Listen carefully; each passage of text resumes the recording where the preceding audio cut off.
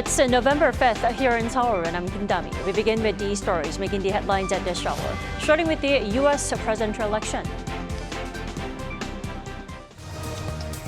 On the final day of campaigning, Vice President Kamala Harris and former President Donald Trump dedicated their time to Pennsylvania, delivering their final pitches to voters in one of the key swing states. And just hours before Americans head to the polls, North Korea launched several short-range ballistic missiles toward the East Sea, a move seen as the regime's way of amplifying its presence ahead of the election. President Yoon will address the nation and hold a press conference on Thursday to reflect on the first half of his term and draw his plans for the remainder of his term.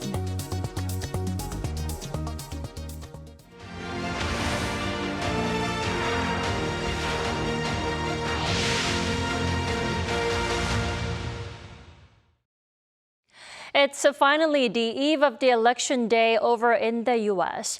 Will America greet its first female president or enter a second Trump term? We are joined by Chris Keskehill, Voice of America correspondent. Welcome back, Chris. Good to be with you. So, Chris, you are over in Michigan. What's the atmosphere like in one of the 7 swing states now? Well, people I talked with on both sides are ready for the election to be over. They have been inundated with political ads from both parties. And it's not just the presidential candidates, Vice President Harris and former President Trump. It's all the congressional races that are at stake here in Michigan, especially a key Senate race that could determine which party controls that chamber. And I also want to mention that there is increased security in D.C. near the Capitol and the White House, as many businesses are boarding up in anticipation of any kind of unrest that will happen as a result of Tuesday's election. And there is very tight security around those buildings. Also very tight security here in Detroit at the vote counting facility.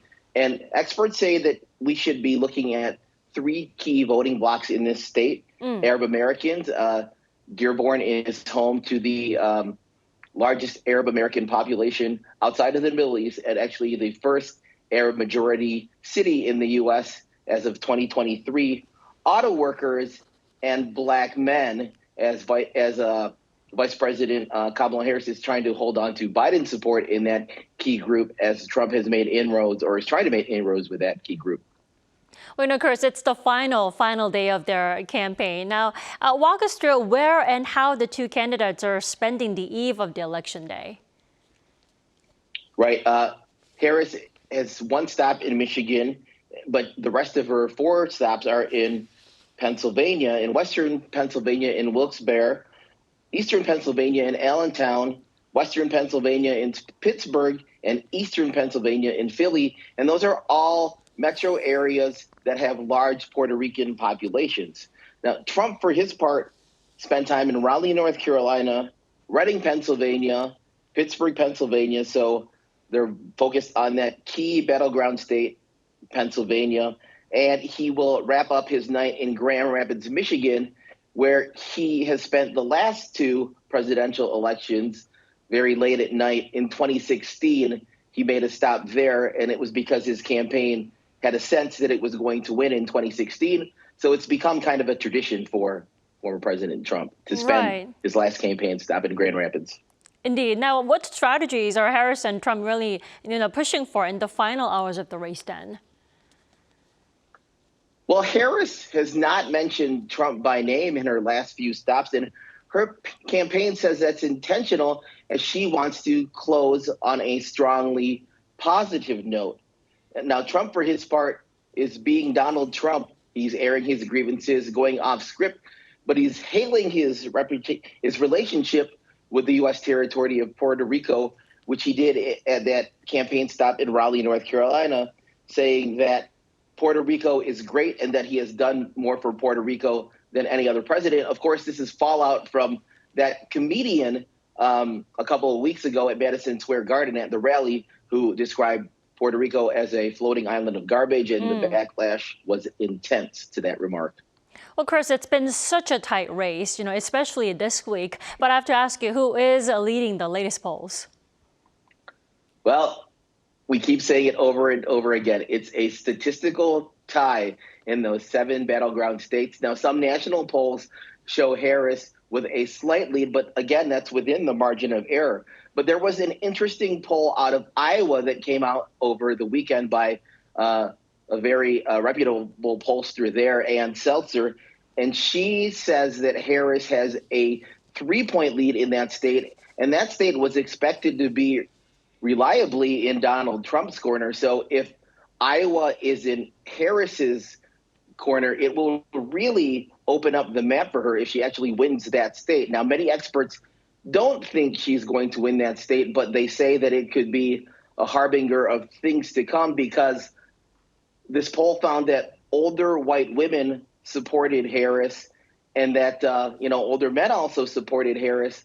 So we're going to have to see what happens with this poll. And it's important to note that polls are statistical models of what these pollsters believe the electorate may be. And they may not always be right. So if certain groups perform or turn out more than they expect, then, it could tip the election either way. Chris, some say it could take days for a winner to be finalized. I remember back in 2020, it took, 4 days for Biden to claim victory. What's it looking like this year? How long would it take? It's unclear. I mean, it just depends on what I just talked about, whether some of those states could tip to either candidate, and then we could find out early. But some states here in Michigan actually have started processing ballots 8 days in advance of Election Day. That means that they can take them out of their envelopes, check the signatures against them. It's called pre-processing, but they actually can't count them until Election Day, which is tomorrow. But this really helps to speed up the process. Now, many states changed their laws after 2020 because there was a large amount of mail-in ballots to help speed up the process. But Wisconsin, Georgia, and Pennsylvania are not among them. They will start opening and processing their ballots on Election Day at 7 a.m. tomorrow. So analysts say, again, we could be looking at several days before we determine the winner or before the winner is determined and all the votes are counted. And the reason for that is because the margins are expected to be so tight. Now, if they aren't tight, then obviously, networks and news organizations might be able to call a winner on Tuesday night or into Wednesday. But if the margins are as tight as many pollsters believe it will be, then we probably won't know for several days. Right. All right, Chris, thanks so much for your report. As always, we'll have to get back to you tomorrow on the Election Day. Yeah, we'll see you tomorrow. So counting down less than 4 hours until the election begins. Now, the U.S. uses the electoral voting system, which is somewhat complicated. So our Park Gon explains.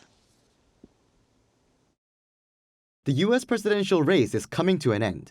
Beginning midnight on November 5th in Dixville Notch, a small village in New Hampshire, the in-person presidential vote will come to a close 25 hours later in Alaska. The U.S. uses the electoral vote instead of a popular vote system, so Tuesday's election is to select the Electoral College, which has a total of 538 votes, made up of 100 senators, 435 congressmen, and 3 electors from Washington, D.C. Democratic candidate Kamala Harris and Republican candidate Donald Trump will need at least 270 votes, also called the magic number, to ensure victory. This means that a candidate with more votes earned in total, but with a smaller number of Electoral College votes, can be defeated. In 2016, Hillary Clinton lost the election to Trump, although she won around 700,000 more votes. If Harris and Trump are tied on 269 votes, their fate will be decided by the House of Representatives in early January. The number of Electoral College votes differs by state based on the size of its congressional delegation, with states with bigger populations getting more electoral votes. For example, California, which has the largest population, has a total of 54 electors, 2 senators, and 52 congressmen, while Wyoming, with the smallest population, has just 3, 2 senators, and 1 congressman. Most of the states follow the winner-takes-it-all rule, where the candidate who earns more votes within a state takes the whole Electoral College. But Maine and Nebraska split their electoral votes, giving 2 to the state popular vote winner, and 1 vote for the winner in each of the state's congressional districts. After the Electoral College is selected, they'll participate in a ceremonial vote on December 17th, while the next U.S. president will be inaugurated on January 20th next year. with the poll results for the past several weeks showing a tight race, particularly in the 7 swing states, including Pennsylvania, North Carolina, and Georgia. It remains too close to call. And with the number of variables that could slow the process, including delays in counting mail-in votes as each state verifies tickets at different dates, and a possible recount in the case of a narrow victory, it could be as long as 2 weeks before we see a winner. Park Gun-woo, Arirang News.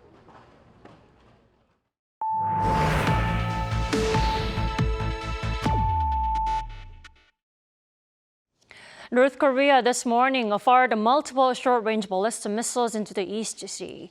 South Korea's Joint Chief of Staff detected several short-range ballistic missiles launched from the Sariwon area in Hwanghae-bukdo province at around 7:30 a.m. Tuesday's launch is seen as the North's display of anger against joint air drills between Seoul, Washington, and Tokyo over the past weekend. Also, considering the launch came just 6 hours before the presidential elections begin in the U.S., experts analyze the launch can also be a show of its presence ahead of the big day. South Korea has once again stressed the need to enforce UN Security Council sanctions to prevent North Korea's development of weapons of mass destruction. The comments were made at a UN Security Council meeting in New York on Monday local time to discuss Pyongyang's Hwasong-19 ICBM launch last Thursday. South Korea's UN Ambassador Hwang Jung-guk called the launch a textbook case of what happens when Security Council sanctions are not implemented, saying that the North must be using loopholes to access the equipment and technology needed to advance its ballistic missile programs. He urged UN member states to work closely with the multinational sanctions monitoring team, which was established in October to address North Korea's ongoing sanction violations. And in the meantime, Ukraine says its troops encountered the first clash with North Korean troops in the Kursk region. Lee Seung-jae has more. Ukrainian authorities said Monday that the first North Korean troops deployed to Russia have already been attacked by its military in Kursk. According to Ukrainian media outlet RBC Ukraine, the first clash with North Korean troops has taken place, but details of damage suffered by the North Koreans were not disclosed. The reports come as Kyiv said last week that North Korean troops have not yet participated in the war, but would be joining the fight soon. Meanwhile, according to Ukrainian President Vladimir Zelensky on Monday, 11,000 North Korean troops are already stationed in Kursk. According to Reuters, Zelensky made the statement during a speech where he noted that he received a report on the North Korean troop movement from his intelligence team. The latest figure by Zelensky is greater than Kyiv's previous estimate. The Defense Intelligence of Ukraine announced on Saturday that some 7,000 North Korean troops were deployed on the Ukrainian border as of the end of last month. Zelensky said despite an increase in the number of North Korean soldiers, the response from its allies has not increased, expressing regret that Western allies are not responding more actively. Washington, on the other hand, says as many as 10,000 North Korean troops are on Russia's western front line. According to U.S. State Department spokesperson Matthew Miller on Monday, the deployed troops could engage in combat in the coming days, but he could not confirm whether or not the North Korean soldiers are already in combat. The Pentagon said between 11,000 to 12,000 North Korean troops could be deployed to Russia, including around 10,000 already in Kursk. It added that the total number of North Korean personnel, including factory workers, to assist Moscow in its war could go up slightly. Lee Seung-jae, Arirang News. And in a rare surprise move, Russian President Vladimir Putin met with North Korea's top diplomat at the Kremlin. According to Russia's TASS news agency on Monday, Putin welcomed Choe Sun-hee at the presidential complex during the envoy's visit to Russia. There, Choe conveyed North Korean leader Kim Jong-un's greetings to the Russian president. Choe has reportedly been in Russia since last Monday, which included a meeting with her Russian counterpart Sergei Lavrov. President Yoon Suk-yeol called on Central Asian countries to help curb military cooperation between North Korea and Russia. This came as the South Korean leader met with delegations of 5 Central Asian countries on Monday ahead of the 17th Korea Central Asia Cooperation Forum. Highlighting the economic and diplomatic significance of their ties, Yoon also noted the cultural bonds forged by some 320,000 ethnic Koreans in Central Asia, along with a growing number of Korean businesses. Now, having launched the government's first diplomatic strategy for the region, Seoul will host the first ever Korea Central Asia Summit next year. Yoon also addressed North Korea's illegal military cooperation with Russia, deeming it a dangerous, unprecedented action that violates international law. The delegation leaders underscored the importance of following international law and the UN Charter and fostering dialogue and cooperation among all partner countries. President Yoon Suk-yeol is holding a press conference with reporters this week. Well, he'll address his landmark policies while directly addressing allegations raised by the opposition party. Our Oh Soo-young reports. President Yoon Suk-yeol will deliver a public address and press conference at 10 a.m. this Thursday as he marks the midpoint of his presidency this week. A senior presidential official said Monday that the South Korean leader will explain what he's achieved so far and the direction of his policies in the remainder of his term. This will be Yoon's first press conference in about 2.5 months since the end of August. The format will likely follow the same structure as his most recent press conference, with the president delivering a national address first, followed by a Q&A session with reporters. According to the senior aide, Yoon will address all questions regarding matters of public interest. This could well include recent allegations that he and First Lady Kim Gon-hee may have interfered in party politics in 2022. The opposition party last month leaked a recorded phone call between Yoon and Myung Tae-gyun, an obscure political consultant, during which they discussed the ruling party's candidate selection process ahead of a by-election. Initially, the presidential office was leaning towards holding the press conference around the end of the month, following Yoon's diplomatic engagements, but the leader reportedly took his aide's advice to make a public address before his overseas trip. It appears the date was moved up after Yoon's approval ratings dropped below 20% last week, and the opposition steps up its offensive against First Lady Kim, vowing to pass a bill mid-month to launch a special investigation against her. Throughout his term, Yoon has been targeted with various accusations surrounding his wife's alleged misconduct and influence over his administration and personnel. His office has expressed hope that the upcoming press conference will bring clarity through Yoon's comprehensive explanations to the public. Leading up to the press conference, Yoon's office has also scheduled briefings on domestic and foreign policy achievements by Policy Chief Sung Tae-yoon and Principal Deputy National Security Advisor Kim Tae-ho. As he marks the halfway point of his term, the president's tone and rhetoric on Thursday could mark an inflection point in the domestic political landscape. Oh Soo-young, Arirang News. Consumer prices in South Korea continue to show signs of stabilizing, with inflation remaining in the 1% range for the second straight month in October. Data released by Statistics Korea on Tuesday showed that the country's consumer price index, a key gauge of inflation, rose 1.3% compared to the same month the previous year. The on-year rise is also the smallest seen since January 2021, and this was mostly driven by petroleum products falling nearly 11% on-year. But vegetable prices stayed high, rising more than 15%.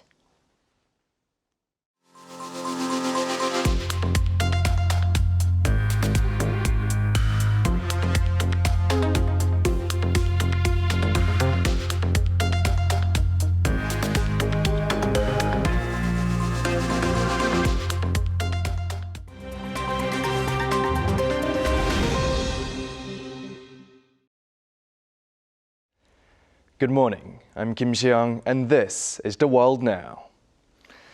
The landlocked Balkan country of Moldova concluded the second round of its presidential elections on Sunday local time. Now, with all votes counted, incumbent Maia Sandu secured a second term after a tight race against former Prosecutor General Alexander Stoyanoglu in an election runoff. According to Moldova's Central Electoral Commission, Sandu won 55.35% of the votes, while Stoyanoglu won 44.65%. Now, turnout for the second round of voting was at 54.34%, a slight increase from the first round, where no candidate managed to secure an absolute majority. 52-year-old Sandu has served as president of Moldova since December 2020. Now, before that, she held ministerial positions, including a short term as the Prime Minister. Sandu, who is a pro-Western figure, aims to push for Moldova's path towards the European Union, while rival Stoyanoglu backed by the pro-Russian Socialist Party, faced claims of Russian interference in the election, which Sandu described as an unprecedented attack by hostile forces from outside the country. In a victory speech, Sandu said, "Moldova, you are victorious," and, quote, "You have given a lesson in democracy worthy of being written in history books." Moving over to Indonesia, where at least 10 people have been killed in the volcanic eruption of Mount Lewotobi Laki-Laki. According to the Indonesian Center for Volcanology and Geological Disaster Mitigation, Mount Lewotobi Laki-Laki, located on Flores Island in the east of the country, erupted at 11:57 on Sunday night, explosively spewing columns of scorching lava and volcanic ash, which hit villages some 4 kilometers away, burning houses and damaging infrastructure. Now, local authorities said that the volcano has been raised to the highest alert level, with residents in a 7-kilometer radius from the volcano's crater urgently evacuated, while villages within 20 kilometers of the crater have also begun evacuating. Indonesia's volcano agency also warned of potential flash floods and cold lava flows in the coming days. A football player has been killed in Peru after being struck by lightning. Footage shows some 9 players immediately fall to the ground following a lightning strike on the football pitch in Huancayo, central Peru on Sunday. A thunderstorm suspended the game earlier, but as players were exiting the pitch, lightning directly struck a 39-year-old footballer from Familia Choca team who died. Now, 4 others were also injured, with 1 in critical condition due to high degree of burns. American music titan Quincy Jones died on Sunday night at his home in Los Angeles at the age of 91. Jones, who started his career as a jazz trumpeter, quickly became recognized as one of the most influential pop cultural figures of the 20th century, working with the likes of Frank Sinatra, Ray Charles, Donna Summer, and many others, and producing the best-selling album of all time, Michael Jackson's Thriller. With 80 Grammy Awards nominations and 28 wins, his career of some 70 years included roles as arranger, composer, producer, from music to films and television. According to Jones's publicist, the artist died at his home surrounded by his family, while the cause was not specified.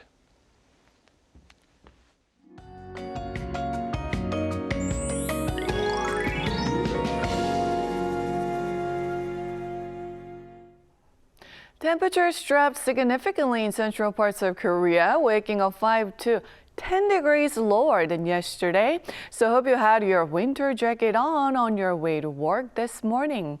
It will only get colder heading towards Ipdong on Thursday. In fact, Daegwallyeon could see lows going down to -4 degrees Celsius tomorrow. Making conditions even more wintry is snow in mountainous regions of Gangwon-do. The rest of the East Coast will see rain into tonight. There could be 5 to 20 millimeters of rainfall, while mountainous regions in Gangwon-do province are forecast to see up to 5 centimeters of snowfall. Now, afternoon temperatures will be 3 to 5 degrees lower than yesterday as well. Seoul and Chuncheon will be only getting up to 14 degrees, Daegu at 17, Busan warmer at 20 degrees. If you remember, we had a sharp drop in temperatures around this time, just before Ipdong as well last year. Then temperatures will go above norms just in time for the weekend. Well, that's Korea for you, and here's a look at the international weather conditions.